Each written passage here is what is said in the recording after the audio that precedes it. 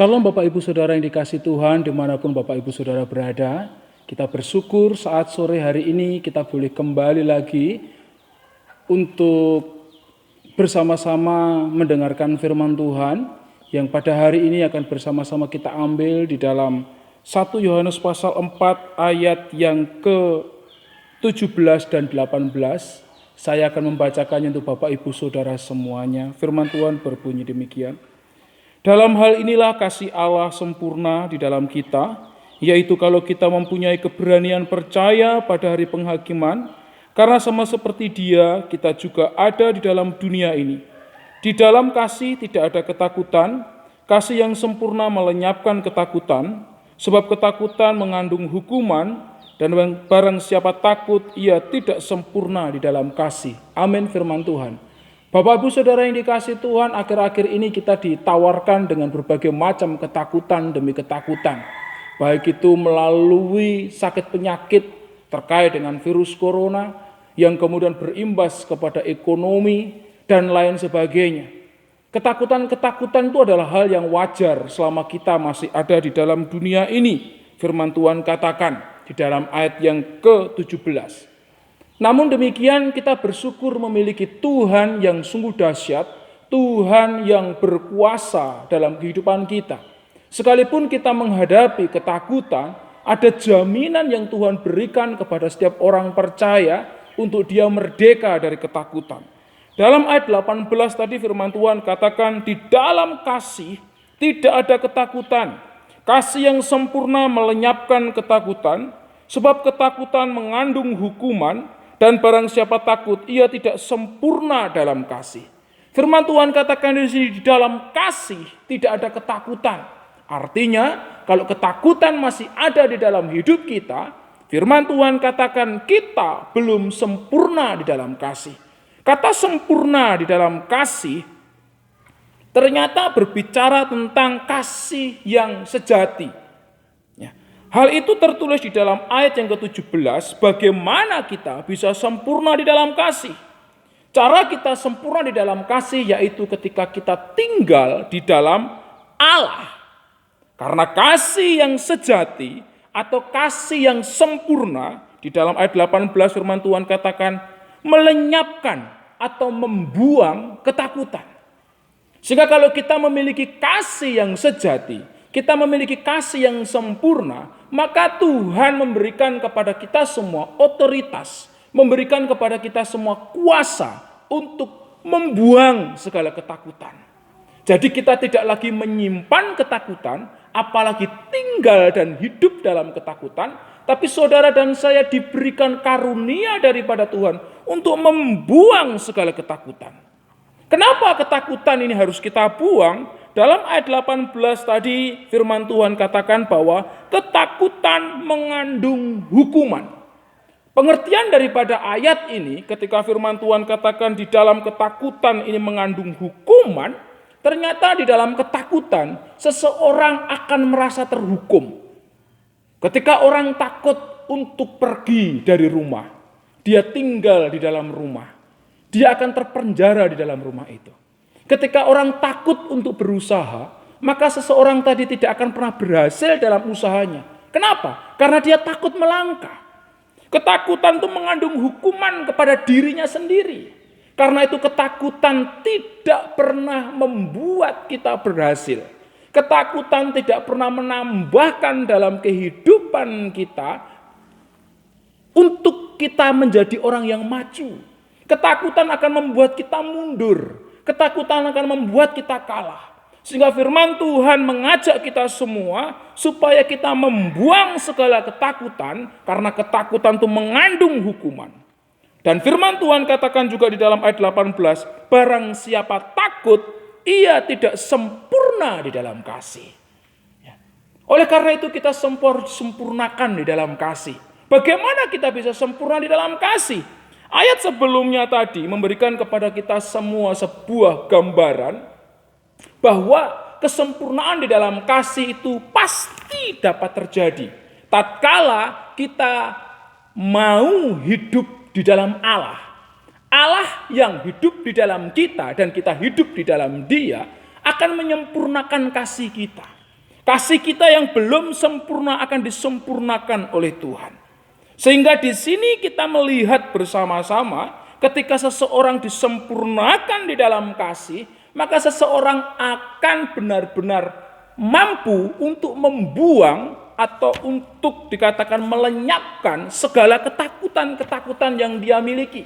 Sehingga orang Kristen tersebut bisa benar-benar menjadi orang Kristen yang hidup berkemenangan. Bapak Ibu Saudara yang dikasihi Tuhan, di dalam ayat 17 kita melihat tentang sempurna di dalam kasih. Bagaimana seseorang sempurna di dalam kasih? Firman Tuhan katakan, dalam hal inilah kasih Allah sempurna di dalam kita. Dalam hal apa? Yaitu, firman Tuhan katakan, kalau kita mempunyai keberanian percaya pada hari penghakiman.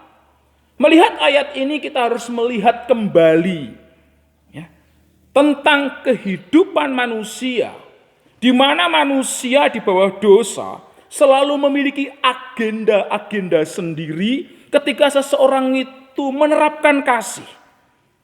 Hal ini kemudian menyebabkan orang Kristen bahkan hamba-hamba Tuhan sering tidak jujur, ya. Mereka sering menyembunyikan, mereka sering memiliki rahasia dosa untuk dirinya, di dalam dirinya.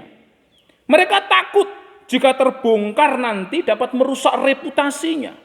Sehingga kasih yang mereka bangun adalah sebuah kasih yang semu. Kasih yang memiliki tendensi-tendensi tertentu. Tapi dalam hal ini kata sempurna di dalam kasih, di mana kasih Allah menghidupi kita, akan memampukan setiap kita semua untuk apa? Mempunyai keberanian percaya pada hari penghakiman. Kata ini menarik Bapak Ibu Saudara semuanya, karena kata yang digunakan di sini terkait dengan mempunyai keberanian, di sini ternyata kata berani percaya pada penghakiman, kata percaya tidak menggunakan kata pistis yang berarti iman, tetapi kata percaya menggunakan kata paresian yang berarti berterus terang di depan umum, memiliki suatu keberanian dan keyakinan yang kita wujud nyatakan di sekeliling kita, di antara kita. Sehingga di sini Bapak Ibu Saudara, setiap kita yang memiliki kasih dituntut untuk hidup dengan jujur. Kalau kita salah, kita harus mengaku salah. Dan kalau kita sudah melakukan suatu pelanggaran pun, kita harus memiliki suatu keberanian untuk mengakui pelanggaran-pelanggaran kita.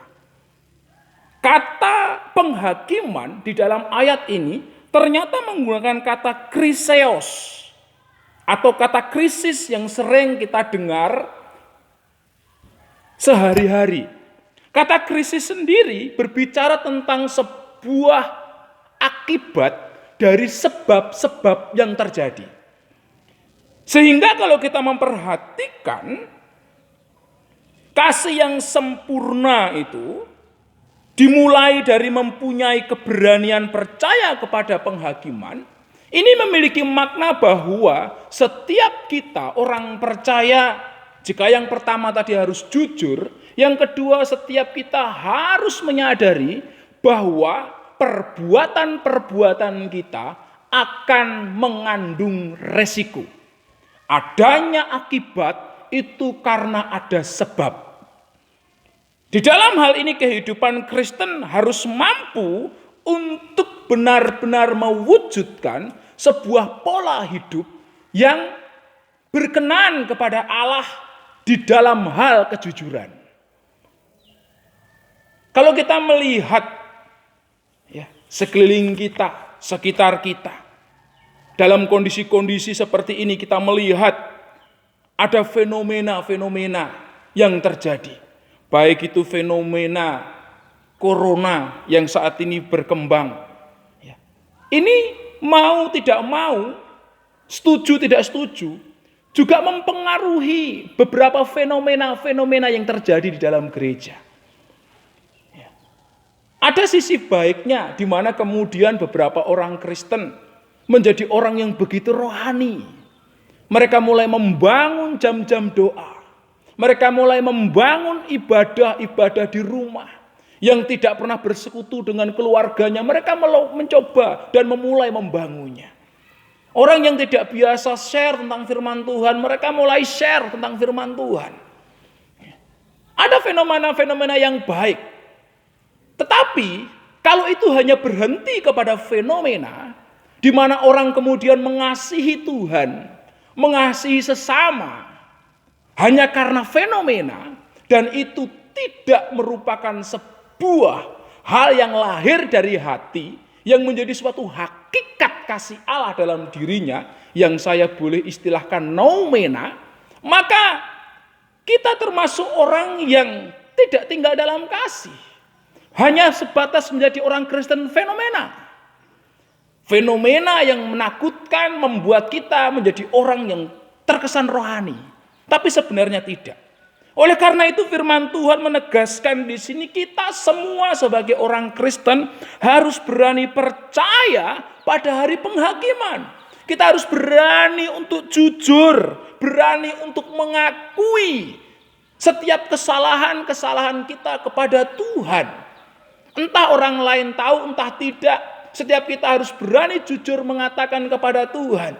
Kita minta ampun kepada Tuhan. Supaya apa? Supaya akibat-akibat yang terjadi atau krisis-krisis yang terjadi sekarang ini boleh dilalukan daripada kita.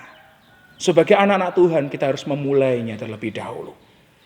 Tuhan mengajarkan kepada kita semua untuk kita sempurna dalam kasih, yaitu dengan kita memiliki keberanian percaya kepada hari penghakiman.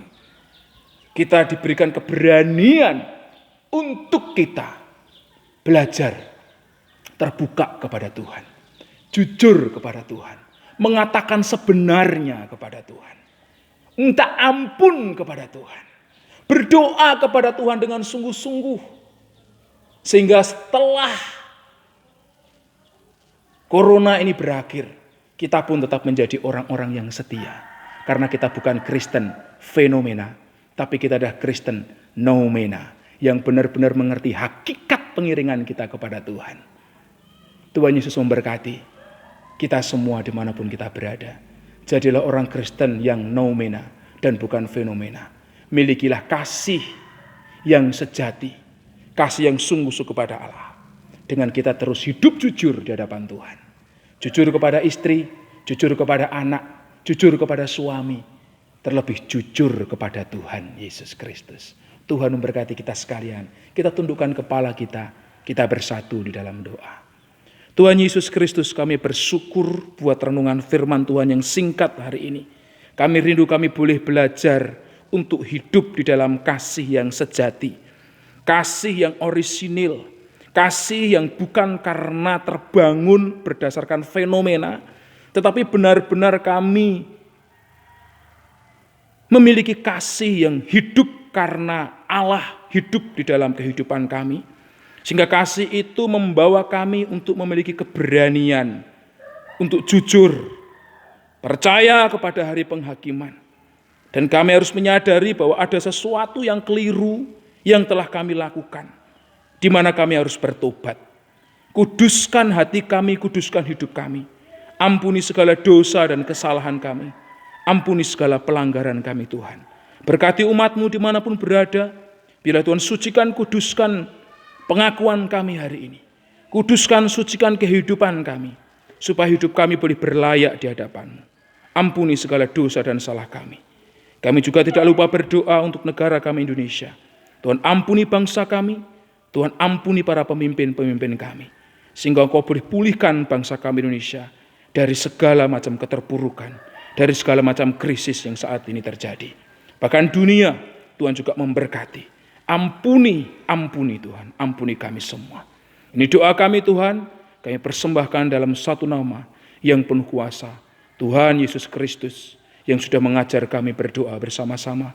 Bapa kami yang di surga, dikuduskanlah nama-Mu, datanglah kerajaan-Mu, jadilah kehendak-Mu di bumi seperti di surga. Berikanlah kami pada hari ini makanan kami yang secukupnya, dan ampunilah kami akan kesalahan kami, seperti kami juga mengampuni orang yang bersalah kepada kami. Dan janganlah membawa kami ke dalam pencobaan, tetapi lepaskanlah kami dari segala yang jahat. Karena Engkaulah yang mempunyai kerajaan dan kuasa dan kemuliaan sampai selama-lamanya. Amin. Tuhan Yesus memberkati kita semua.